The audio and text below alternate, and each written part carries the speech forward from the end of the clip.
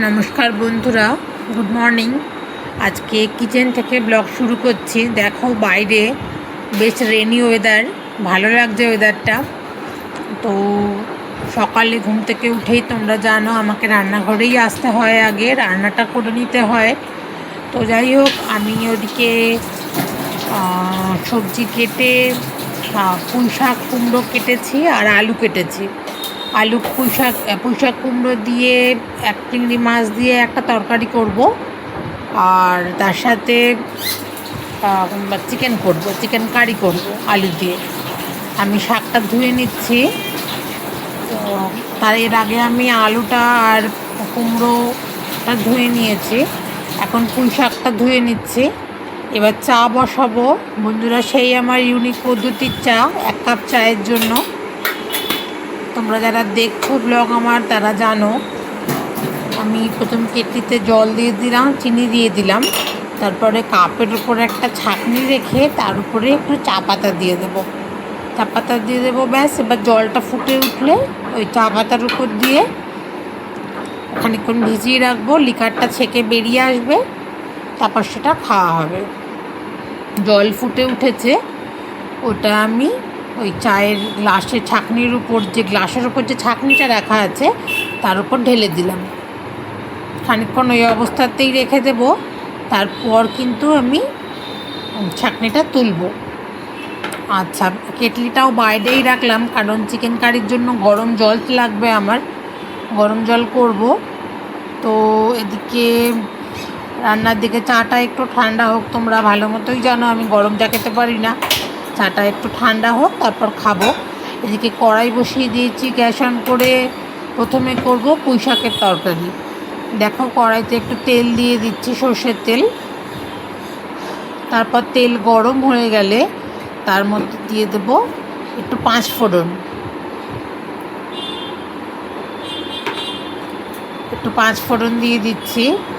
ফোড়নটা একটু ফটফট করে উঠলে তারপরে আমি তার মধ্যে পুঁইয়ের ডাঁটা আর কুমড়োটা দিয়ে দিলাম। পুঁইয়ের ডাঁটাটা একটু আগে দিলাম, তাতে একটু মজে যাবে ভালো।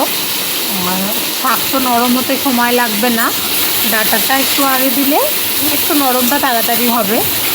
কুমড়ো আর পুঁইয়ের ডাঁটা দিয়ে দিয়েছি, দিয়ে একটু নাড়াচাড়া করে নিচ্ছি, ভাজা ভাজা মতো করব।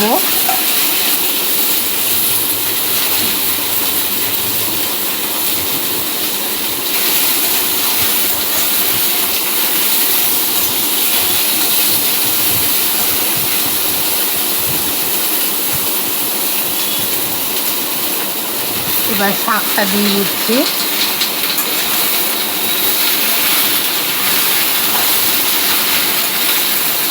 আচ্ছা, আমি বিছানা এখনও তুলিনি বন্ধুরা, বিছানা তোলার টাইম ঠিক পাইনি, কেননা শাকটা কাটতে হলে একটু টাইম লাগলো। বিছানাটা আজকে আমি পরে তুলবো, আগে রান্নাটা কমপ্লিট করে নিই, তারপর বিছানাটা তুলবো। আমি শাক দিয়ে দিচ্ছি, শাক কড়াইতে ভরে গেছে, এই কারণে একটু নাড়াচাড়া করে শাকটাকে মজিয়ে নিচ্ছি, তারপরে একটু শাক দেবো। দেখো আরও একটু শাক দিলাম। বাকি শাকটা রেখে দিচ্ছি, নুন দিয়ে দিচ্ছি। নুন দিলে শাক তাড়াতাড়ি নরম হয়ে যাবে, তারপর মজে এলে বাকি শাকটাও আমি কড়াইয়ের মধ্যে ঢেলে দেবো। নুন দিয়ে একটু ঘাঁটছি।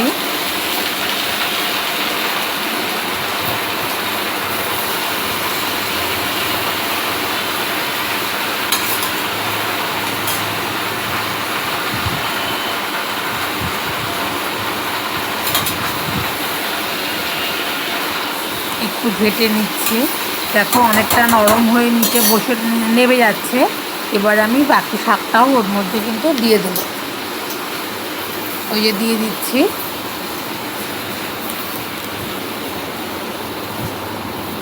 তোমাদের হয়তো ব্যাকগ্রাউন্ড নয়েজটা একটু আসছে, আমি ওটাকে অ্যাভয়েড করতে পারছি না। আমি চেষ্টা করছি যাতে নয়েজটাকে একটু কম করা যায়, কিন্তু ঠিক হচ্ছে না। আমি ট্রাই করছি কিন্তু বন্ধুরা। এবার হলুদ দিয়ে দিলাম, সাথে একটু লঙ্কা গুঁড়ো আর জিরে গুঁড়ো দেবো।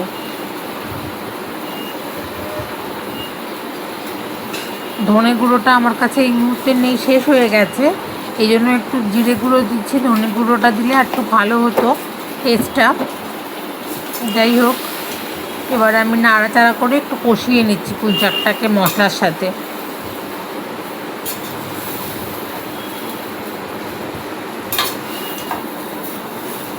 আর যেদিনকে আমি পুঁই শাক নিরামিষভাবে করি, অর্থাৎ মাছ ছাড়া করি, সেদিনকে একটু চিনি দিই। কিন্তু আজকে যেহেতু চিংড়ি মাছ দিয়ে আমিষভাবে করব, এই জন্য আজকে আর চিনিটা দিচ্ছি না। নতুবা শাকে একটু চিনি দিলে খেতে বেশ ভালোই লাগে। যে কোনো শাকেই কম বেশি বলো না কেন, কিছু কিছু শাক ছাড়া চিনি দিলে খেতে কিন্তু বেশি ভালো লাগে, মিষ্টি মিষ্টি হলে। শুধু শাক বলে নয়, যে কোনো নিরামিষ তরকারি একটু মিষ্টি হলে খেতে ভালো লাগে। যাই হোক, আমি আজকে মাছ দেবো বলে আমি চিনিটা স্কিপ করে গেলাম। নাড়াচাড়া করছি করে এবার ঢাকা দিয়ে দেব, ঢাকা দিয়ে ওকে হতে দেব। এর মধ্যে আমার চাটা একটু ঠান্ডা হয়ে এসছে, এবারে আমি চাটা খেয়ে নেব। চায়ের সাথে একটা বিস্কিট নিয়েছি, বিস্কিট দিয়ে চা খাবো, নয়তো সকালবেলা খালি পেটে চা খেলে অ্যাসিড হতে পারে, ওই জন্য একটা বিস্কিট দিয়ে আমি চাটা খাচ্ছি।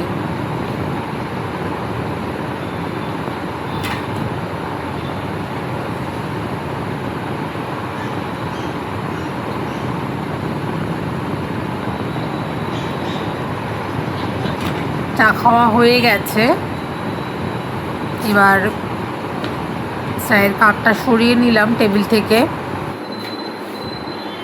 আবার চলে এসেছি রান্নাঘরে, তো পুঁই শাকের ঢাকাটা তুলে নিলাম। পুঁই শাকটা হয়ে এসেছে, কুমড়ো সেদ্ধ হয়ে নরম হয়ে গেছে, ঘাটা ঘাটা হয়ে গেছে, পুঁই শাক রেডি। এবার মাছগুলো দেওয়ার পালা, ঢাকা দিয়ে দিলাম। আর একটু মজুক অন্য একটা কড়াইতে আমি কড়া গরম করে গ্যাস জ্বেলেছি, জেলে কড়া গরম করে একটু তেল দিয়ে দিলাম চিংড়ি মাছটা ভাজবো বলে। আমি এভাবেই করি, একটা কড়াইতে আগে পুঁই শাকের তরকারিটা করে নিই যেদিন মাছ দেওয়ার থাকে, আরেকটা কড়াইতে পরে একটু তেল গরম করে মাছটা ভেজে পুঁই শাকের মধ্যে মিশিয়ে দিই। এখন আমি প্রথমে মাংসের আলুগুলো ভেজে নিচ্ছি। পুঁই শাকটা আরেকটু মজুক। দেখো, এই ক্যাসেরোলটা আমাকে আমার ছোটো ননদ গিফট করেছে, ওরা পুরীতে গিয়েছিল, ওখান থেকে আমার জন্য নিয়ে এসেছে। এই ক্যাসেরোলটা বেশ সুন্দর। এদিকে মাংসের মশলা করে নিচ্ছি। আরেকটা কথা, দেখো আমার কেটে কেটে ওরকম হাতের মধ্যে অভ্যেস হয়ে গেছে বলে আমি দিচ্ছি। যারা তোমরা বিগিনার বা যারা এমনিতেই ঠিক খুব একটা ছুরির সাথে কমফোর্টেবল নও, তারা এরকম করে প্লিজ কাটতে যেও না, হাত কেটে যেতে পারে। আমার অভ্যেস হয়ে গেছে বলে আমি এভাবে কেটে দিয়ে দিচ্ছি।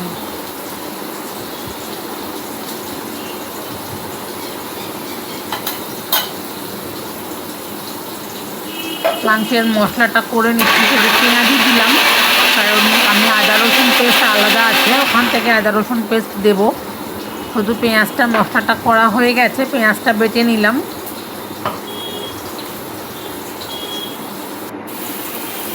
ওদিকে আলুটাও ভাজা চলছে, মোটামুটি আলুতেও রং ধরে গেছে, আলুটাও হয়ে এসছে ভাজা ভাজা, লাল লাল করে ভাজা হচ্ছে।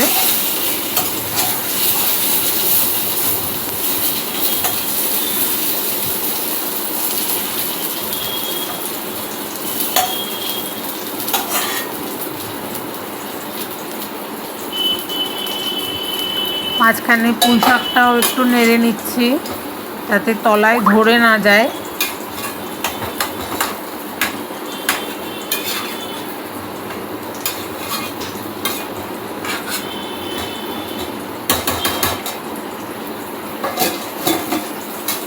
আলুটাও আমার হয়ে গেছে ভাজা, আলুটাকে এবার তুলে নেব।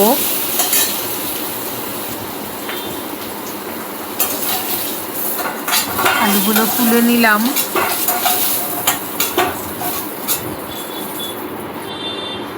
এবার আরেকটু তেল দিয়ে ওর মধ্যে নুন হলুদ দিয়ে মাখানো চিংড়ি মাছটা দিয়ে দেব।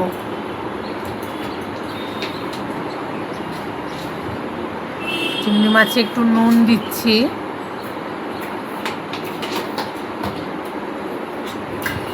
সাথে একটু হলুদ দেব। তেল গরম হয়ে গেছে, চিংড়ি মাছটা মেখে নুন হলুদ দিয়ে মেখে আমি কড়াইতে ছেড়ে দিচ্ছি।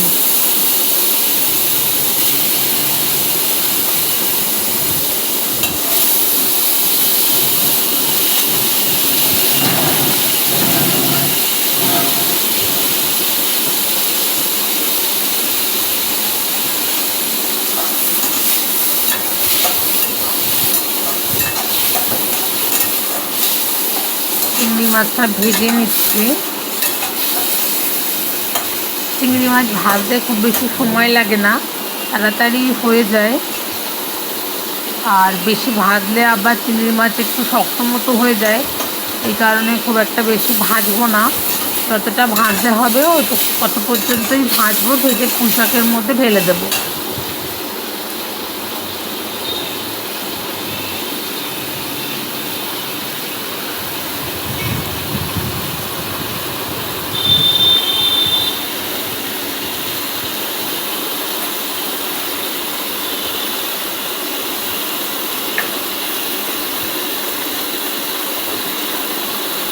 দেখো তো তোমার কোনায় খুঁজে পায়, খুঁজে দেবে। চিংড়ি মাছটা ভাজা হয়ে গেছে, এবার চিংড়ি মাছটা আমি শাকের মধ্যে, পুঁই কুমড়োর মধ্যে দিয়ে দিচ্ছি। কড়া গরম আছে, পুঁই শাকটার মধ্যে দিয়ে দিলাম। এবার কড়াটা গরমই আছে, তার মধ্যে আমি তেল, মাংসের চিকেন করার জন্য তেলটা দিয়ে দেবো। পুঁই শাকটা, চিংড়ি মাছটা দিয়ে দিলাম পুঁই শাকের মধ্যে। এবার কড়াই আমি একটু তেল দেব।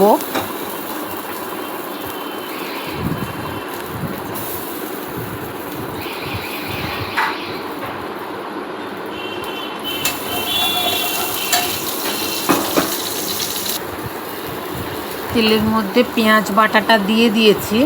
তেল গরম হয়ে, এমনিতেই কড়াই গরম ছিল, সুতরাং তেল গরম হতে বেশিক্ষণ লাগেনি। পেঁয়াজ বাটা আগে দিয়ে দিয়েছি, এবার আদা রসুন পেস্ট দিয়ে দিলাম।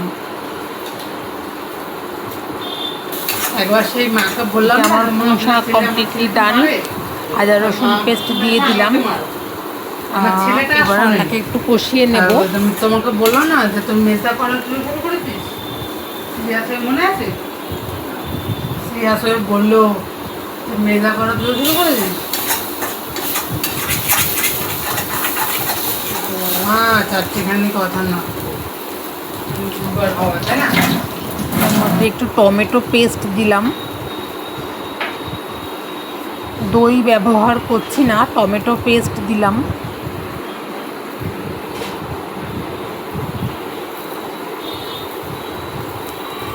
টমেটো পেস্টটা দিয়ে এবার আদা রসুন পেঁয়াজের সঙ্গে কষিয়ে নেব ভালো করে। এবার দেখো একে একে মশলা দিচ্ছি। কাশ্মীরি লঙ্কার গুঁড়ো দিচ্ছি, তার সঙ্গে ঝাল লঙ্কার গুঁড়ো, আর একটু কিচেন কিং মশলা দেব।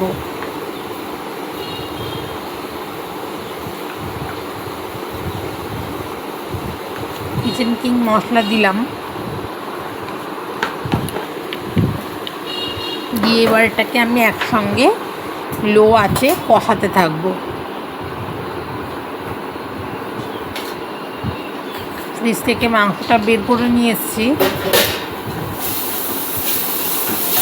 মশলা আমার কষে গেছে অলরেডি। এবার মাংসটা মশলার মধ্যে দিয়ে দিচ্ছি। মাংসটাকে নিগড়ে নিয়ে মশলার মধ্যে দিয়ে দিচ্ছি।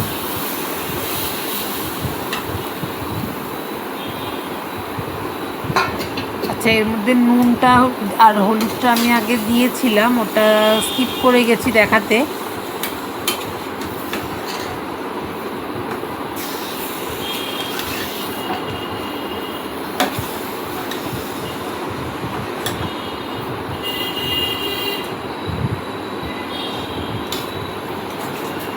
মাংসটা কষতে বসিয়ে দিয়েছি ঢাকনা দিয়ে, গ্যাস স্লো করে।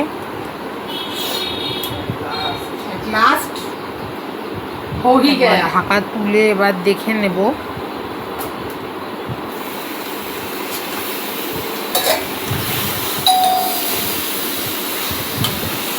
কষানো এখনো চলছে।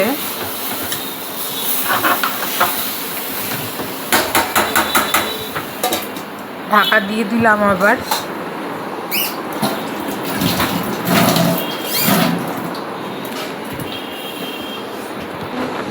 এবার কেটলিতে একটু গরম জল করব, গরম জল করে জলটা মাংসের মধ্যে ঢেলে দেব।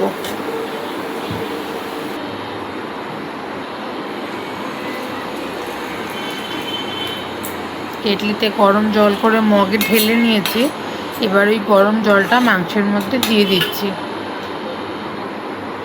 চিকেনে বা মাটনে, মাংস যে কোনো তরকারিতে, শুধু মাংস বলে নয়, একটু গরম জল দিলে রান্নার টেস্টটা বেড়ে যায় আর তাড়াতাড়ি সেদ্ধও হয়ে যায়। এবার চলে এসেছি আমি বেডরুমে। আমাদের মশারিটা তুলছি। মশারি তোলার সময় প্রথমে বুঝতে পারিনি, মানে মনে হয়নি, পরে মনে হলো চাদরটা একেবারে আজ কেচেই দেই। 3-4 দিন হয়েছে চাদরটা পেতেছি। মশারি তুলে তারপরে চাদরগুলো, মশারি চাদর সব কেচে নেব।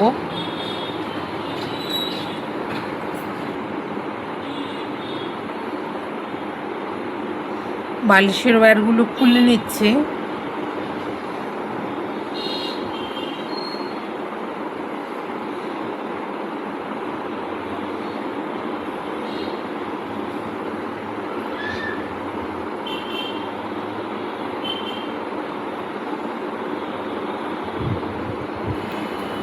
এবার আবার রান্নাঘরে চলে এসেছি। চিকেনে আলুটা সেদ্ধ হয়েছে কিনা দেখব। একটা চামচ দিয়ে আমি একটা আলু তুলে দেখছি সেদ্ধ হয়েছে কিনা।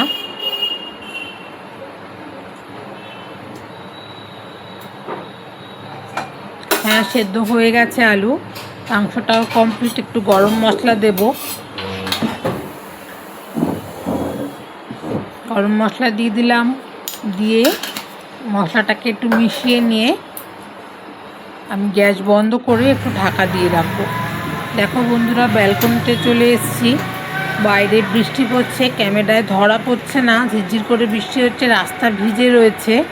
ঝিরঝির করে বৃষ্টি হচ্ছে। আমি চেষ্টা করছিলাম যে বৃষ্টিটা যাতে ক্যামেরায় ক্যাপচার করা যায়, কিন্তু করা যাচ্ছে না। তোমরা বুঝতে পারছো না। এপাশ থেকেও দেখাচ্ছে, দেখো রাস্তা কিন্তু ভিজেছে।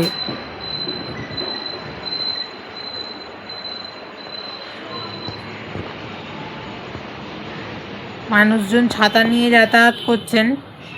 এবার পুজো দেব। আমার চান হয়ে গেছে, স্নান ইতিমধ্যে আমি স্নান করে নিয়ে চলে এসেছি ঠাকুরের কাছে পুজো দিতে।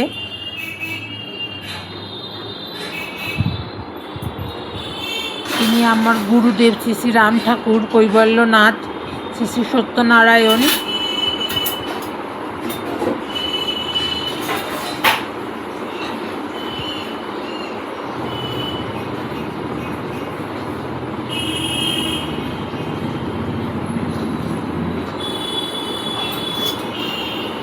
ঠাকুরের ধূপ প্রদীপ, ধূপদানি এগুলো আমি একটু গুছিয়ে নিচ্ছি।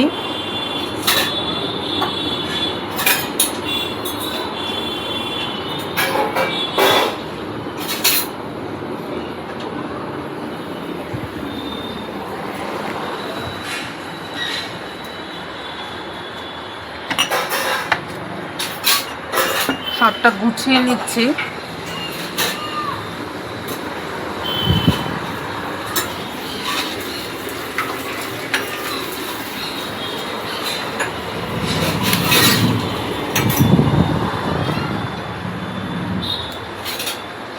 পুজো করতে গেলে যেই জিনিসগুলোর দরকার হয় প্রত্যেকটা জিনিস আমি আগে করে গুছিয়ে নিচ্ছি।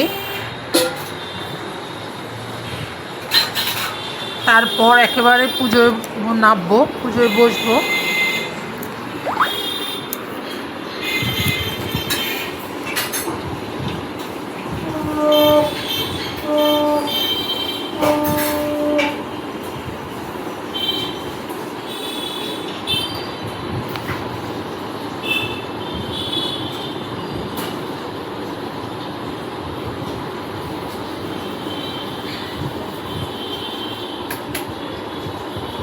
এবার আমি ধূপ দিয়ে ঠাকুরের আরতি করব। প্রথমে ধূপ জ্বেলে নিয়েছি।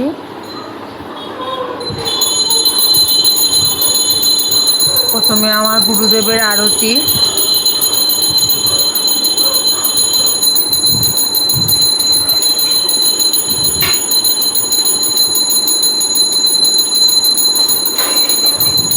তারপর বাকি ঠাকুরদের আরতি করছি, ধূপের আরতি।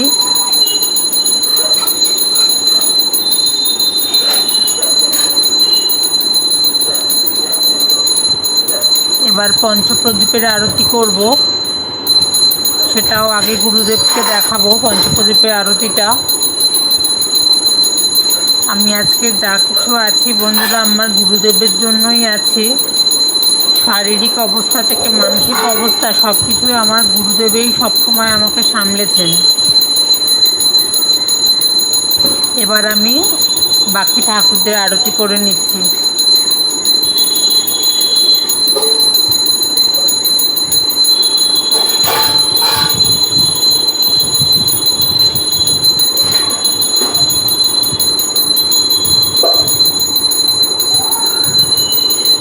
নিচে আমার জগন্নাথ দেব আছেন, জগন্নাথ দেবকে আমি কালকেই প্রতিষ্ঠা করেছি।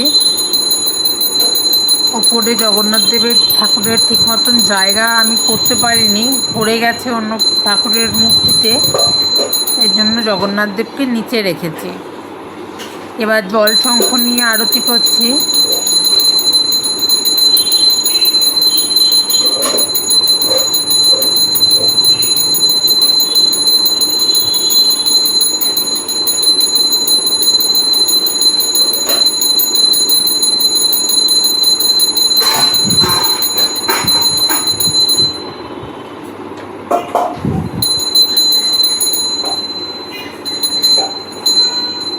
ঠাকুরের রুমাল দিয়ে এবার ঠাকুরকে আরতি করছি।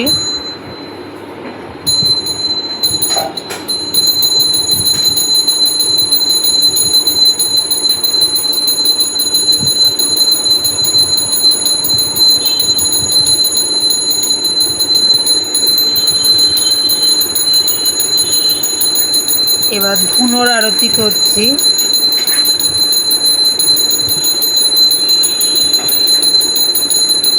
ছোট ছোট বাজারে রেডিমেডে ধুনোর স্টিক কিনতে পাওয়া যায়, ধুনোর কোণ যেগুলো ধূপের কোণ, সেগুলো দিয়েই আমি আরতি করে নিচ্ছি।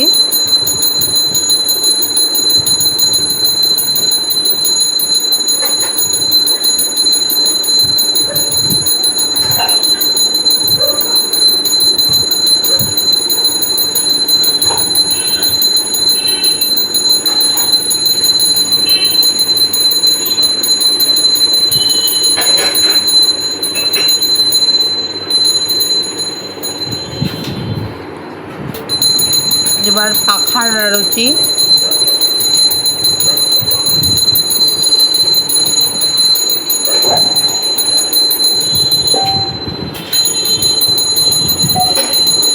ফাইনালি কর্পূরের আরতি করব।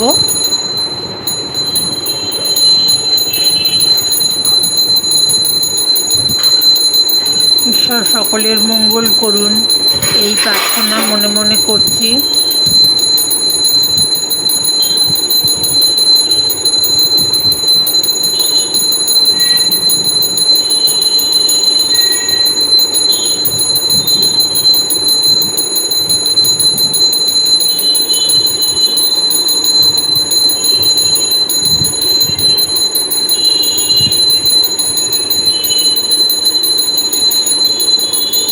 আরতি করা আমার প্রায় হয়ে এসেছে।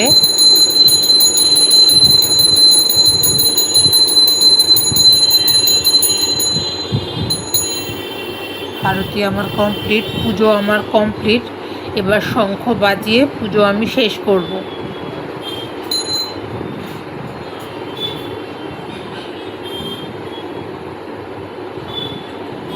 গুরুদেবের শ্রীচরণে কোটি কোটি প্রণাম।